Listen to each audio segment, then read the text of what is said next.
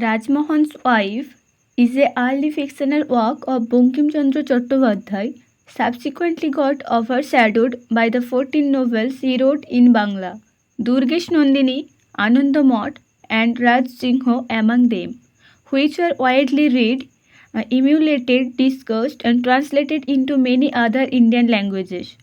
Rajmohan's Wife never had that kind of visibility, partly because the book was not easily accessible, but also because most commentators and critics of Bankim Chandra have regarded his foray into English writing as a false start, after which he is supposed to have found his true métier in Bangla.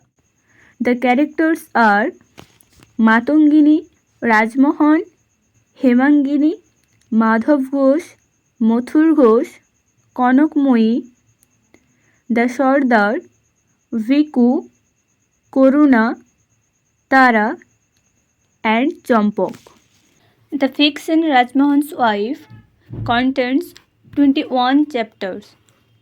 These are The Dryads of Water, The Two Cousins, The Tron's Return Home, The History of the Rise and Progress of a Zamindar Family, A Letter, A Visit to the Zenana, Midnight Plotting, Love Can Conquer Fear, Forewarned and Forearmed, We Meet to Part, The Return, When Thieves Fall Out, The Friends and the Stranger, The Protectors, Between Rival Charmers, Consultation and Counsel, What Befell Our Hero, The Vigilance of Love, Captors and Captive, Madhav and Tara.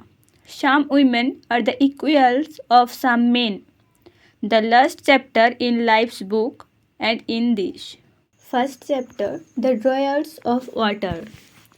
There is a small village on the river Madhumati.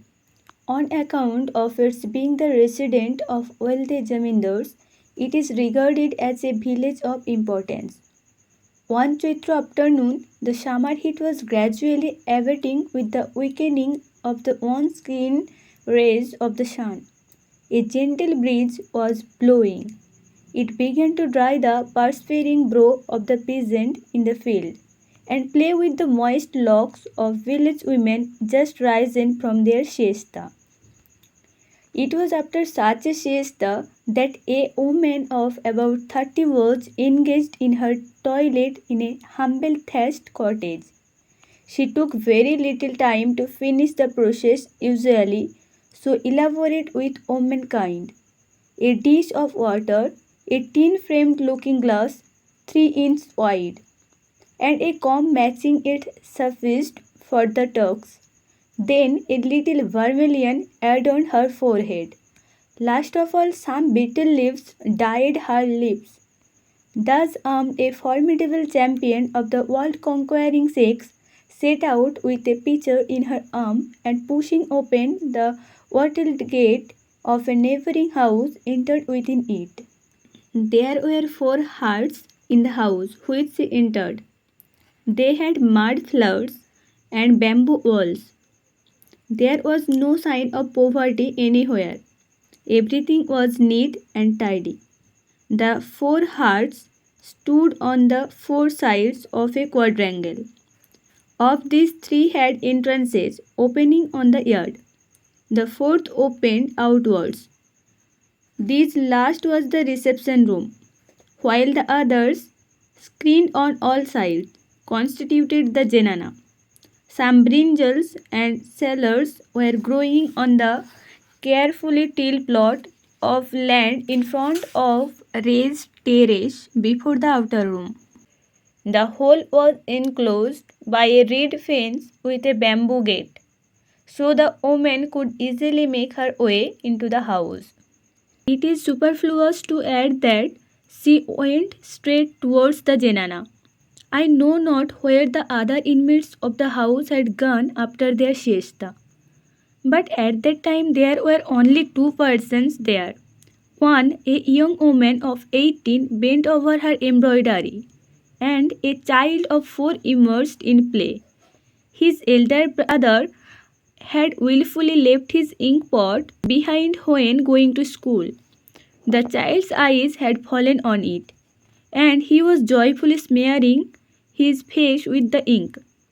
He seemed to be afraid of his brother coming back and snatching the ink pot away, and so was emptying the pot. The newcomer sat down on the floor by the side of her who was working and asked, "What are you doing?" The other laughed and said, "Oh, it's Didi. What kindness! Whose face was it that I first saw on getting up this morning?" The guest laughed back and retorted, "Who else but the person you see every morning?" At this, the face of the younger woman clouded over for a moment, while the smile half lingered on the lips of the other.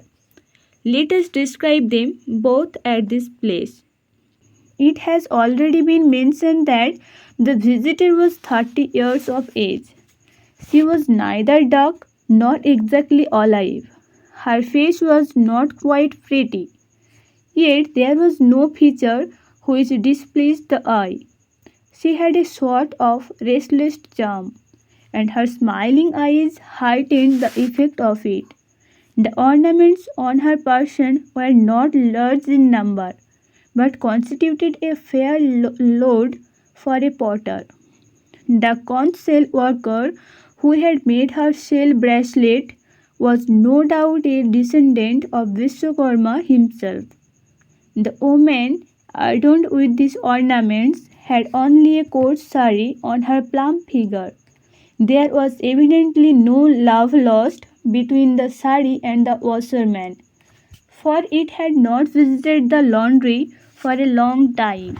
The dainty limbs of the woman of 18 were not burdened with such abundance of ornaments, nor did her speech betray any trace of the East Bengal accent, which clearly showed that this perfect flower of beauty was no daughter of the banks of the Madhumati, but was born and brought up on the Bhagirathi, in some place near the capital. Some sorrow or deep anxiety had dimmed the luster of her fair complexion, yet her bloom was as full of charm as that of the land lotus, half scorched and half radiant under the noonday sun. Her long locks were tied up in a careless knot on her shoulder, but some loose tresses had thrown away that bondage and were straying over her forehead and cheeks.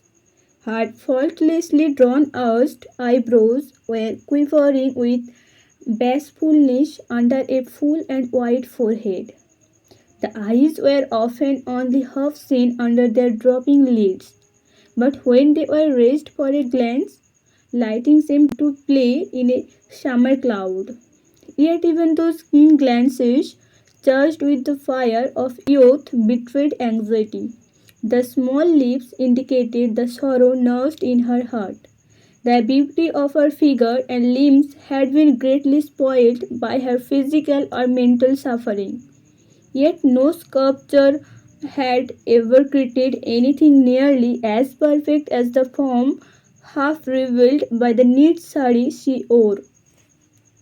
The well-shaped limbs were almost entirely bare of ornaments. There were only churis on the wrist and a small amulet on her arm. These two were elegant in shape. The younger woman put away her needlework and began to talk with the visitor. The latter displayed great eloquence in describing her domestic tribulations, most of which unfortunately were imaginary. She put the fringe of her mud-stained sari again and again to her eyes, which were not in a condition to call for it. But in certain eventualities, even the salagram dies. As often as the end of the sari touched her eyes, they shed copious tears. After many such showers, she was preparing for a full day's outburst when her eyes suddenly fell on the ink smeared face of the child who had emptied the inkpot and was standing with a darkened countenance.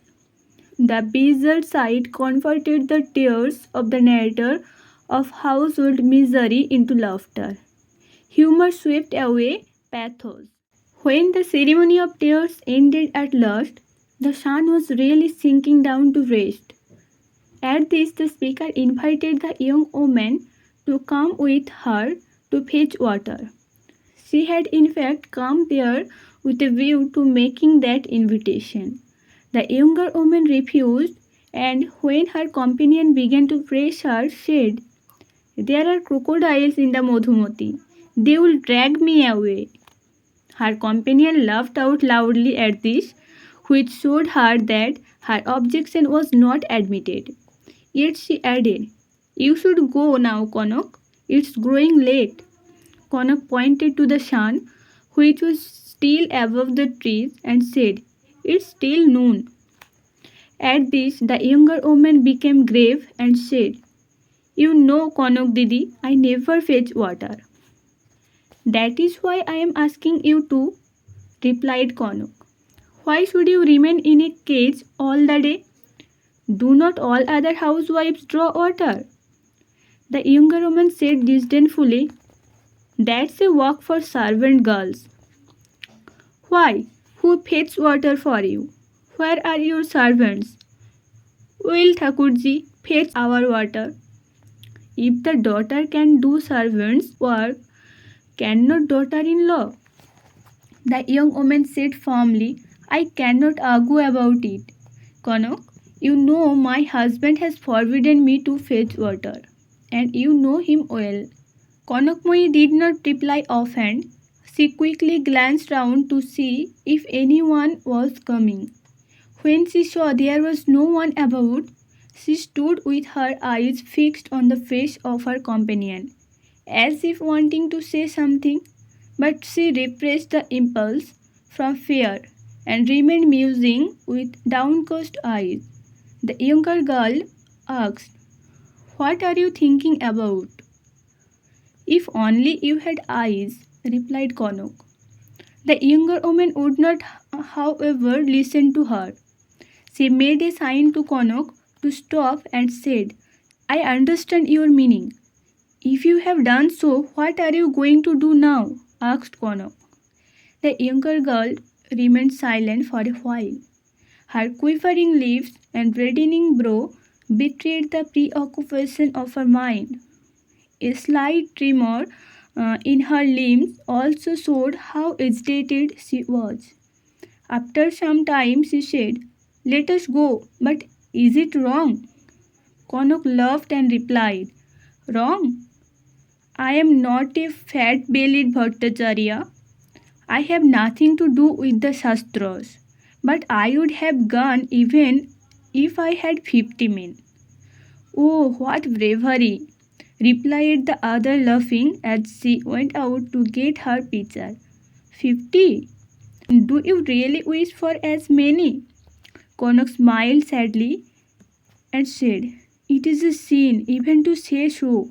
But if all the 50 were of the same sort as the one given me by fate, it would hardly matter. If I meet none, I am a chaste and devoted wife, even if married to a crore of men." "The Kulin girl's lot!" exclaimed the other, and quickly got a teeny pitcher from the kitchen. The pitcher perfectly matched the carrier of water. Then they both marched off towards the river. Konok laughed and said, "Come, my proud girl, let's go and show beauty's splendor to the gaping idiots." "Hang you, monkey!" cried the other, and hid her blushing face in her veil.